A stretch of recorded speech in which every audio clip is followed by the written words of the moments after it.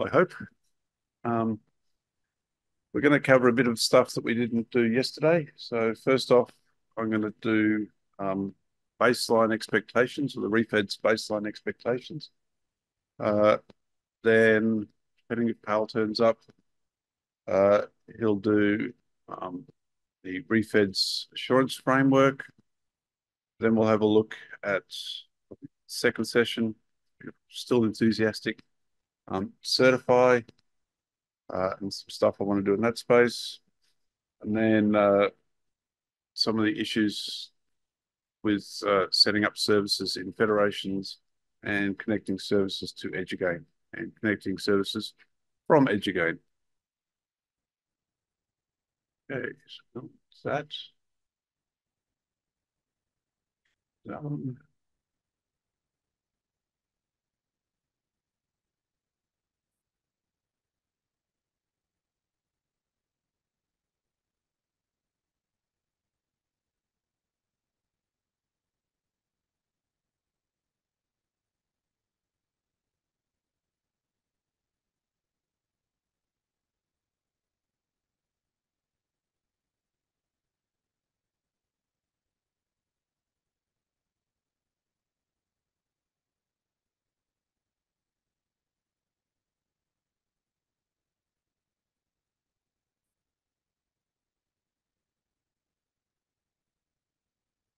Based on expectations. Sending mode.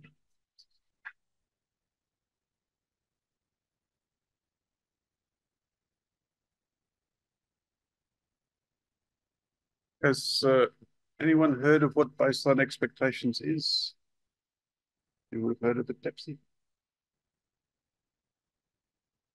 Yep. You haven't gone exploring to find out more? I heard of them, but yeah, I haven't had the practical touch for what it actually means for a federation. Yep. Okay. And I assume Patrick wouldn't have heard of them, so we'll carry on. So baseline expectations. So Identity Federation baseline expectations. Oops, need to- oh.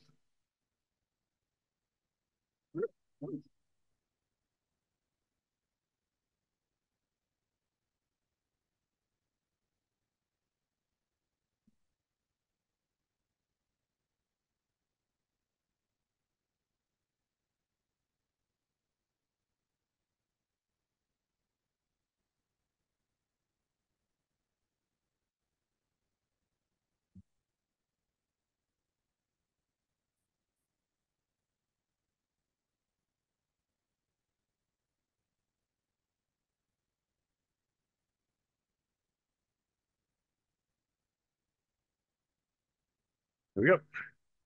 Power. So baseline expectations is the list the required operational behaviours of identity providers, service providers, and federation operators to meet the Identity Federation baseline expectations for a common trust framework.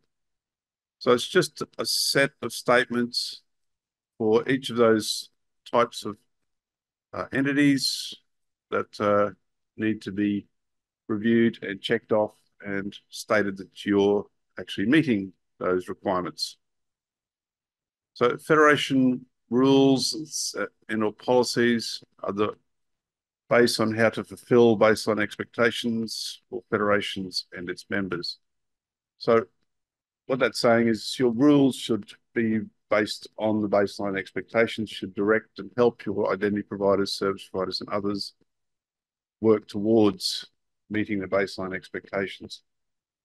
And earlier this week, we released a new set of federation rules for the AAF and changed some of our rules to be more aligned with the baseline expectations. And we have a compliance activity which runs every year, which requires all of our IDPs to reassert that they are meeting and accepting our federation rules. Now, it's a big process. We send out notifications to all of our IDPs and all of our service providers, and expect the IT directors of those organizations that run that infrastructure to go and review the rules and make a statement that they accept those rules. And that's about maintaining the policy trust within the Federation. And it also allows us to have a yearly opportunity to change our rules. So we made a change this year. We expect all of our IDPs and service providers to be aligned with the new rules by the middle of this year. So we've given our folk about 4 months to make any changes they need or to understand the rules. I might actually have a look and see if I can find the page that we published at the end of this particular presentation. There's a link on this page which will take you to the baseline expectations. So we might just jump over to there. This works.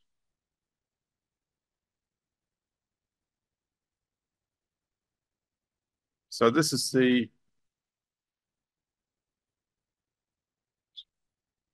that's not working. Is it not? I've got to stop presenting, I suppose.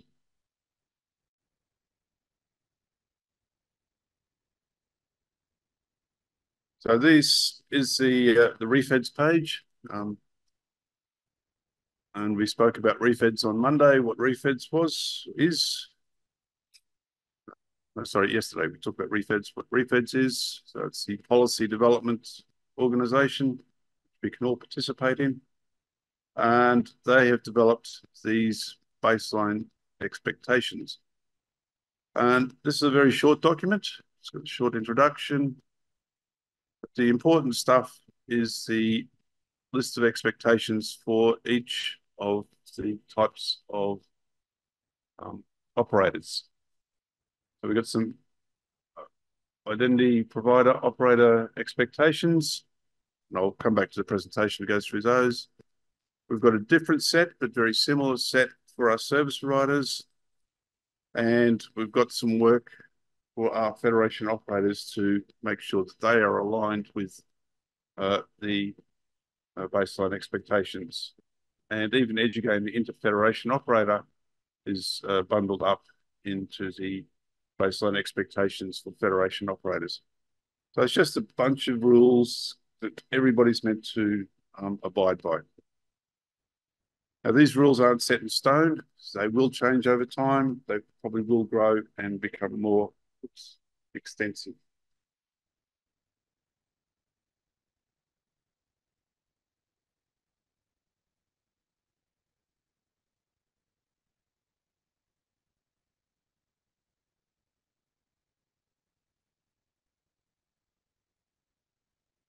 Again. So if you need the reference back to the baseline expectations, it's in there in the PowerPoint presentation that I'll provide.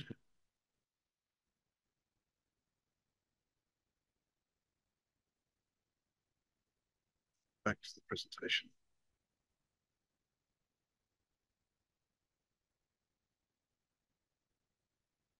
So the baseline expectations said lists the required behaviour, operational behaviour of IDPs, service providers, and Federation operators for a common trust framework. So we have 79 federations in Edugain. We all want them to be working in the same way and providing the same sort of doing the same sort of activities. So baseline expectations are met by satisfying the requirements of the requirements specific to the entity's role. We've seen each entity has its own set of roles that needs to be aligned to. I think. So they're not fixed targets, long-term commitments to improving the technical and policy landscape of the Federation space. They apply regardless of the particular Federation technology. It doesn't matter if you're running OIDC Federation or a SAML Federation or whatever, and it doesn't matter what sort of software you're running, these expectations apply regardless. in the use are commitments of the organisation on whose behalf they are operated. So it's the organisation making the statement that they meet baseline expectations. And it's basically a checkbox activity. You do this one, you get a tick. You do that one, you get a tick. If you get all of them ticked off, then you're meeting the baseline expectations. And you can, if you want to, put a process in place to regularly review that each organisation is continuing to maintain those baseline expectations. And that's what we've done with our yearly compliance. And that will be moving more and more to ensuring that each of our members, either IDPs or service providers, are actually meeting the baseline expectations. And that means we're going to be a good citizen within the EduGain space. And we expect all federations to be doing similar sort of process to ensure that all of their IDPs that are in EduGain, all the services they offer to EduGain are meeting these expectations. And baseline expectations will also appear in some of the other entity categories and other work that refeds are done. So there's a bit of a hierarchy of stuff that it's all underpinned by organisations doing baseline expectations. In the AAF, as I said, we've changed our rules to be more aligned with baseline expectations. And we're also changing our tools or updating our tools to make it easier for organisations to state that they are meeting those expectations. The new rules actually weren't released on the 29th, so they were released just recently. And they set the basis for refed's baseline expectations. So our rules help our organisation ensure that they are doing baseline. Our new Federation Manager tool will have an option. It doesn't yet, but will have an option or a tab for each of our identity providers and service providers stating if they are meeting the baseline expectations, more of the technical stuff, and they'll get warnings if their IDP or service provider falls below the baseline expectations. And our support team, which I'm heading up, will also be notified that an IDP or service provider is fallen below the baseline expectations, and we need to go and chase them down and get them to fix whatever problems have been identified by our tooling when this tooling becomes available. So it'll flag. So how would you identify they are lagging behind? We're going to put in things like using SSL labs to ensure that they have good certificates, up-to-date certificates that meet our requirements, that their metadata is good and solid. We'll be doing more verification of the metadata, those sort of things. So it's not all of the baseline expectations, it's just the technical stuff. But they tick the boxes and make the verbal commitment, and you look at the specific things that are measurable and where you can say, nah, you are not really meeting those commitments. Yep, that's correct. Thanks. So for our identity providers, and I've been actually touring out and will continue to tour around talking to our identity providers in our federation. And I've shown them this table. These are the expectations for identity providers. And within the AAF, first one, your organisation provider is operated with organisational level authority. So because it's the IT director or CIO of the organisation that is signing off when they join the federation, we're giving everybody a green tick because that's the organisational level authority that we're looking for. So this organisation has an IDP and it's been authorised at the highest levels of the university to be part of the federation. So everyone in our federation automatically gets one green tick. That makes life a lot easier for them because they don't have to worry about that ever again. The identity provider is trusted enough to be used to access your organisation's own systems. So we've also given everyone a green tick because it's built into their systems. All of their users are using it and it's accessing systems both either internally or externally to the organisation. And I think even in the proxy mode, because it's going back to their Azures or pings or Oktas or whatever, it's all part of that single infrastructure. So it's basically the identity provider or identity management infrastructure. And the whole thing is being used by the organization's systems. Number three, you publish contact information for your identity provider and respond in a timely fashion to operational issues. So we've actually got in our federation rules a statement that says that you need to keep your contact information up to date and current.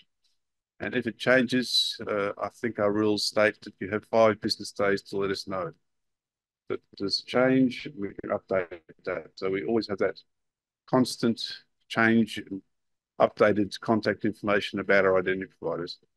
And as we look at Certify later this morning, that contact information becomes vital in resolving issues across federation boundaries. So our federation rules cover off on that. You apply security practices. Oh, sorry, one more. Timely fashion to respond in a timely fashion to operational issues. And for that one, we've actually extended or changed our federation rules to include a statement along those lines. That if you're having operational issues with your IDP, then you need to let the federation operator know or the service providers know that are affected by that particular outage or issue. You apply security practices to protect your users' information, safeguard transaction integrity, and ensure timely incident responses. And we have a number of our federation rules that talk to that. So we have a section on privacy, which is about protecting users' information in our federation rules. And they must meet the Australian government's privacy policies to be part of the federation. Sign off they're doing that. They need to apply good security practices. So we need to ensure that they're running the latest version of software. They're always patching and keeping their software up to date. Now, most of our IDPs have now moved to Rapid IDP, so they don't need to worry about that. That becomes our responsibility to ensure that they're running the latest version of software. It's in a secure environment, and it's being patched and updated as patches and updates come through. So if you're going to take on running an IDP as a service, that's one of the functions that you'll be doing, is regularly updating the software that sits behind it and wrapping your IDPs up in as much security as you think is reasonable. So we have WAFs and we do penetration tests and we do all sorts of stuff to ensure our IDPs are deployed and fairly invulnerable to attacks from DOS attacks or whatever attacks that the bad guys throw at them. And that's an ongoing job too. And we actually outsource penetration testing for all this stuff. And I think we're trying to get to a yearly penetration test on all of our IDPs, or at least one of them, and then that will highlight any issues for all of them. And again, ensure timely incident response. So again, that's part of Certify, that you need to respond and you need to be able to respond to a known contact. And finally, ensure your metadata is registered in your federation is complete, accurate, and up to date. And you can't actually be part of the federation unless your metadata is registered within our federation registry. And we'll be putting in some additional tooling to actually verify that all of the endpoints your metadata says that you're advertising actually do exist and they respond appropriately. Not sure how we're going to do that, but that's what I want our guys to start to do. And I think other federations already have some of that monitoring or regular testing that actually endpoints exist. If we find an endpoint that doesn't exist or doesn't respond, then we need to have a conversation with the IDP administrator about that. So this is a bit more details. I've already talked about most of this stuff. We're skipping 1 and 2 because they're already ticked off for our IDPs. So publish your contact information. So we're requiring a security contact to be part of your metadata or be registered in the Federation. We're also requiring that technical and support contacts are available as well. And the more contacts you have and the different contact points for each of these organizations, the better. And responding in a timely fashion, and that's dealt with by our changes to our Federation rules. Number 4, apply security practices to protect user information, safeguard transaction integrity, and ensure timely incident response. So is your software up to date? That's easy if you're using our hosted IDP solution, as it always will be. We still have a number of our IDPs running version 3 of Shibboleth, so we're chasing them and hassling them to upgrade to on-prem IDPs or move to our rapid IDP service. You can do certify. It's great to do, but it's not required yet for baseline. But we're actually making that more and more mandatory. It's mandatory if you want your IDP to join Edugain, that we want it to do certify. And a lot of services, or an increasing number of services, will be looking for the certify flag in your metadata once you've published it to say, has this IDP that I'm going to be using or providing services to, does it do this to good security stuff? Is it less vulnerable than one that isn't doing certify? Have they put in the effort?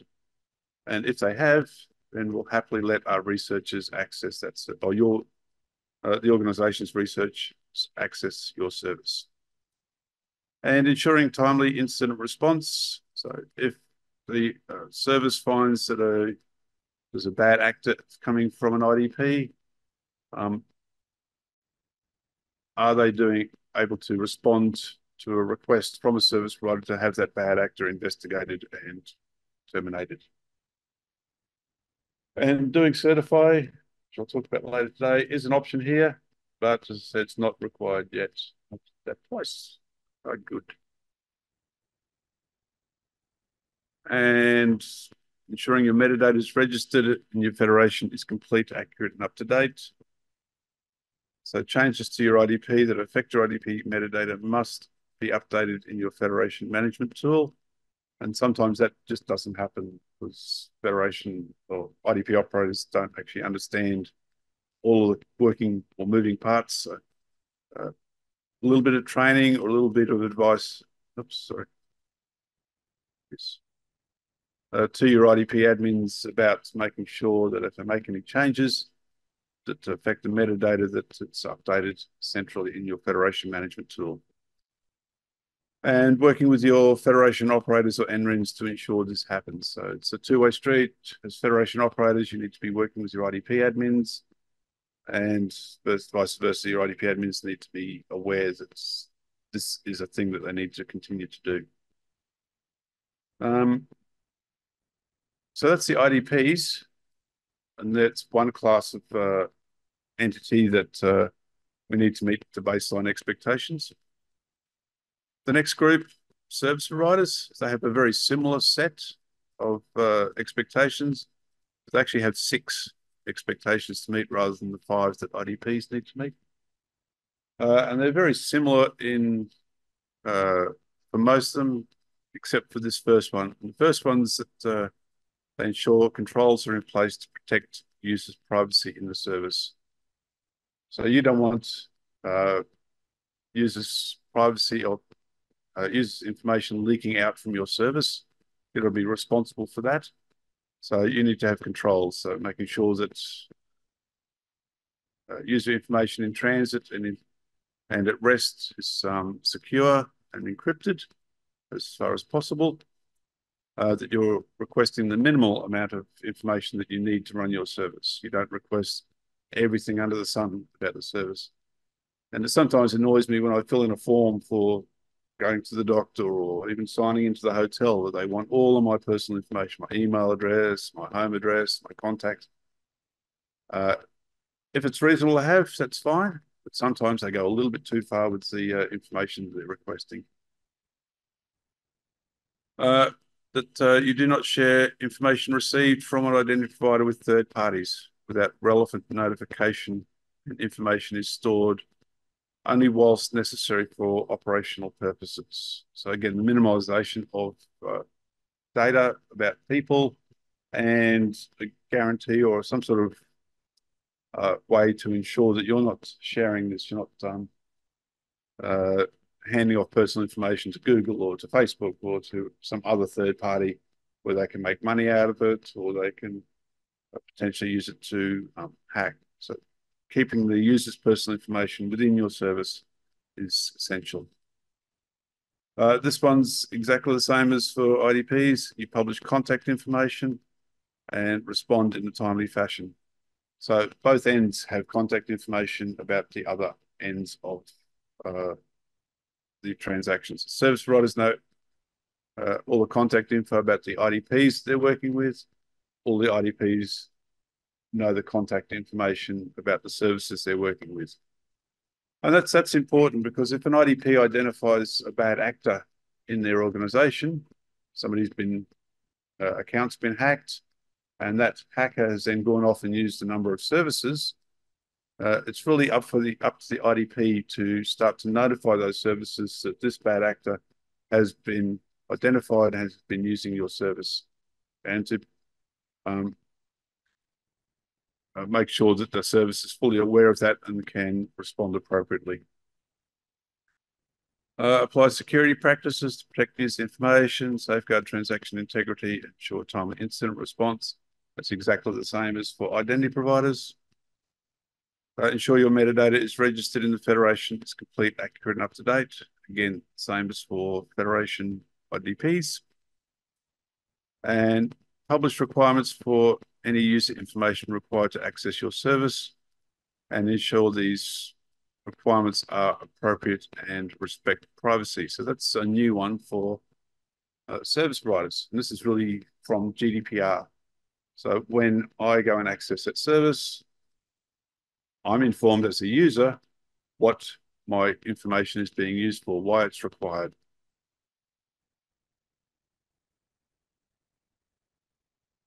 Federation operators, we as Federation operators have a number of things that we need to do to be baseline expectation or meet baseline expectations. So we focus on trustworthiness of the Federation as our primary objective and are transparent about such efforts.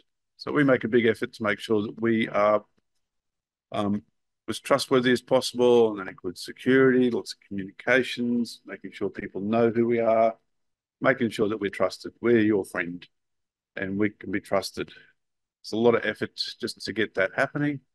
Our CIO, our CEO, Chief Executive Officer Heath, is regularly off to IT directors meetings, and he has a regular report at those IT directors meetings, telling them what we're doing, how we're doing it, and that we're still doing a great job for them. And because our federation is actually owned by our community, and our community is led by the CIOs, the CEOs of organizations, that's a great forum for us to continue to make sure that we are focusing on that trustworthiness of the federation. We provide a yearly business reports and annual reporting and all that sort of stuff. Again, just to make sure that we are seen as a trustworthy federation. And those reports provide the transparency about our efforts. And I'll quickly show you some of our latest reporting that goes out on our web. This one's the same. We publish contact information and respond in timely fashion to operational issues. So it's not just the IDPs and the service providers that need to publish this information. It's also the Federation operator, because it's also useful to get the Federation operator involved in dealing with some of these operational issues. And we'll put up notifications on our website if we know, if we're informed that there's a problem at an IDP or a problem at a service. We'll put that on our website and let people know. We also run a status service that also tracks and lets people know that there's issues at various services or IDPs. We apply security practices to our Federation operations and ensure timely incident response. So again, spoke about this earlier. We do a lot of work to ensure that all our tooling is secure and safe to use and resilient to hackers and spammers and ransomware folk. Because that's one thing you don't want to have is have your Federation be attacked by ransomware and it's just all disappear overnight and all your students and researchers can't access anything. Implement and support frameworks to improve trustworthiness and scalable use of your Federation, and promote their adoption by members and other participants. So for me, I'm doing that now to you guys. I'm letting you know that we do this stuff and promoting the adoption of it. So I'm promoting to you should adopt Federation expectations. Baseline expectations for your federations. It's not something you do straight up, but if you start to build it in from the beginning, it makes it easier to make people aware of it. So, and you collaborate with other organisations to promote realisation of baseline expectations nationally and internationally. Again, that's what we're doing this morning. Now, compliance. This is something that the AAF does, and I think the Edugain and Refeds folk will start to look at doing a regular compliance or certification of this stuff. I think it'll be very lightweight initially, but it'll just ramp up over time. We've been doing our yearly compliance since the beginning of our federation, and it gets us well along the road to meeting our baseline expectations for all our participants, for IDPs, our service providers, and even ourselves. So having a compliance activity is not a simple thing to do, but it's a useful thing to do, will help a lot. Our federation managers allow you to meet all the technical. So our tooling, our federation manager will allow an IDP or a service provider to meet all the technical requirements. So they'll get a tick in the box, and for some of the stuff, it'll provide feedback on compliance and notify when issues arise, not just the IDP or SP, but the federation support will also be notified of any issues. And our support team will provide guidance and assistance. So I'm out telling folks this is what they need to do. We'll have a whole bunch of information on our support desks to support and provide this guidance and this stuff. Beyond baseline, so the Refeds baseline expectations are not fixed targets, but are long-term commitments to an improving technical and policy landscape. The process begin an evolutionary journey rather than a final destination. So baseline expectations today, in 5 years' time, they might be a much more expanded set of things and may talk about stuff like multi-factor authentication signaling. And I believe In Common, which is the US Federation, have their own baseline expectations, and they already have multi-factor authentication as part of their baseline expectations. Identity assurance, so the Refeds assurance framework may be required as part of the baseline expectations in the future. Attribute release, enhanced security, ensuring that error URLs are in place, and other stuff that may come along. And it may be a requirement, and we will probably make it a requirement in the AF to join Edugain that you need to meet the baseline expectations. We can't do that now because we've only just started to publicise it, but over time, we will make sure all of our IDPs and SPs, whether they're in Edugain or not, are meeting baseline expectations. And if the Edugain folk decide to require baseline expectations to join Edugain, all of our IDPs will automatically just fall straight in, so it shouldn't be a problem. And what we're planning to do in the AF will probably and generally be more strict than what Refeds does, which will further help ensure our researchers have seamless experience accessing global and federated services. So at the end of the day, it's all about making sure that everything's working well. It's all meeting a common framework so that when a researcher tries to access a service from Sri Lanka or Nepal or Japan or from wherever, that they won't have any issues. It will just work seamlessly for them. They will be happy and they won't even know that the federations exist because we've done such a good job. It's probably not the best thing because then it's hard to get that to prove that we're actually being of value because we're so well hidden. But it's a good thing. And the baseline guys have developed a bunch of supporting materials, and there's a link there, so we might just dive into that.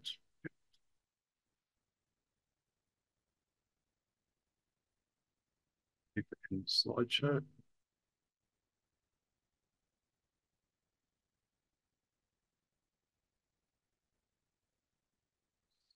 So I think, yep. I believe Pal was saying yesterday that the Refeds wiki had been attacked. So we now have to actually log in to get access to the wiki, which will make it difficult for you to get access to this stuff if you haven't got a Federation IDP in Edugain. So it provides information about the expectations, which are a bit bigger.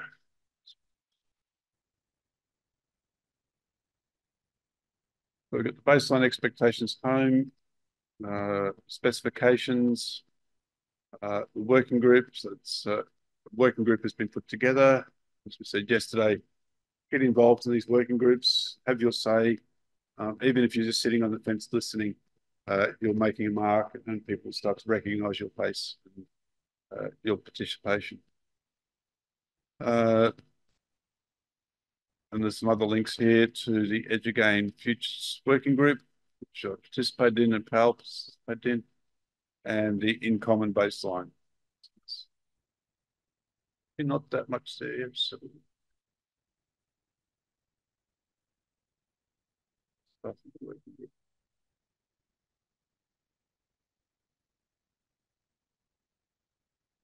if you want to see all the history of how the baseline was done, they've got all their meeting notes and stuff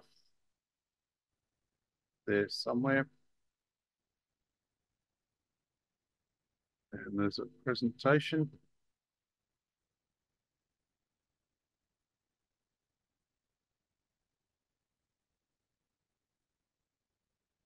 So this is just a different way of looking at baseline, and I'll leave this to you to have a read of. I might actually make it available on the presentations that are provided at the end of the conference. So let's go and have a look at the AIF.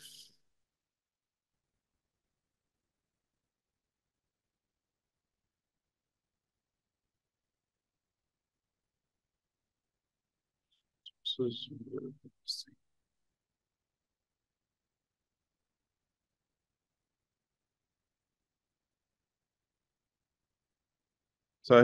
is the AIF's website. We've got the Federation rules, and this has just recently been updated for a detailed comparison of the changes in new 2024 rules against the previous version. Visit here.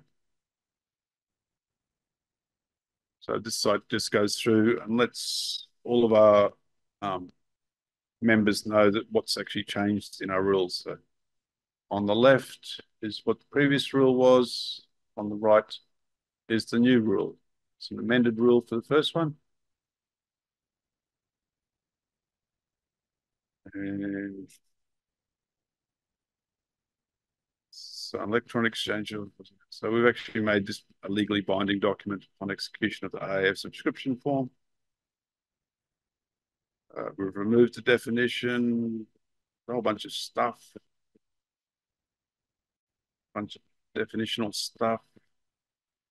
There's been fairly significant changes, a lot of them just to make things more clear for our members about what they're actually signing up to. From the perspective of someone reading the document, I really appreciate the diff being displayed that prominently. Yep. So we get the additional rules for service providers. Service provider must make available on its website and to any subscriber, end user, or any other body that uses the service, any requirements and policies applicable when accessing its service. That's about anything really, but so requirements is really about the attributes, the information that's required for a user to successfully use that service. A service provider must ensure that it complies with the privacy laws and clause 12 of these rules, which is more about privacy. So the Australian privacy rules need to be met by a service provider in our federation. We've got this new stuff about modern slavery, generic contracting sort of stuff in Australia. Again, anti-corruption news, general contracting stuff. Data privacy and protection, there's a whole lot more in this rules about data protection and privacy, again, to support what's required in the baseline. So in the baseline, it was just a one-liner. We made that one line about 50. That's how we work. Audit and compliance has changed. Dispute resolution. Oh, sorry. Dispute resolution significantly changed. General stuff. And we've added 2 new attributes to our core set of attributes. So we're adding SAML subject ID and SAML pairwise ID. So that's our federation rules. You probably noticed that our federation rules are a lot different from the templated federation rules, which are being pushed around at the moment. And that's because we predated those templates. So we've came up with our own rules. We based our rules on the UK Federation rules when we first deployed our federation, and haven't worried about going back and changing, which would be too difficult to retrofit the new template. But the template's a fairly good starting point to get your federation policy going.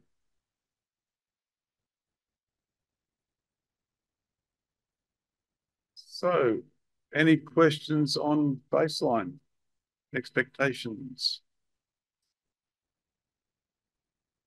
It's a bit of work, but it's not overly onerous.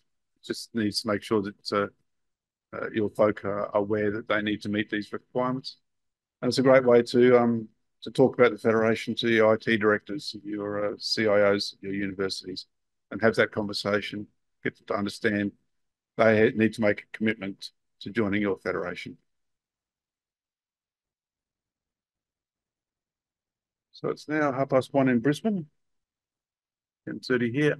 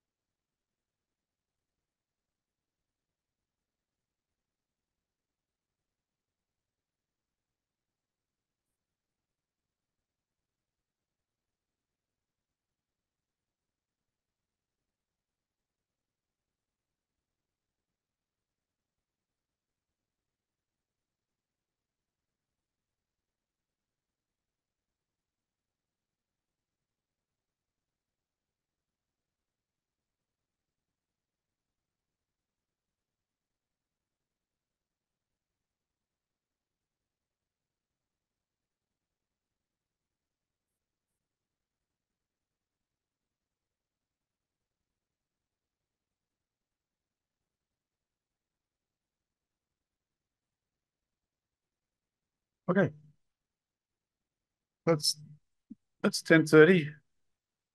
Half an hour for morning tea, and we'll see you all back here if you're still interested. When we get back, we'll talk about Certify, I think. Yep. I won't be able to join, but thanks for this session. Okay. Enjoy Apan. Okay. Thanks.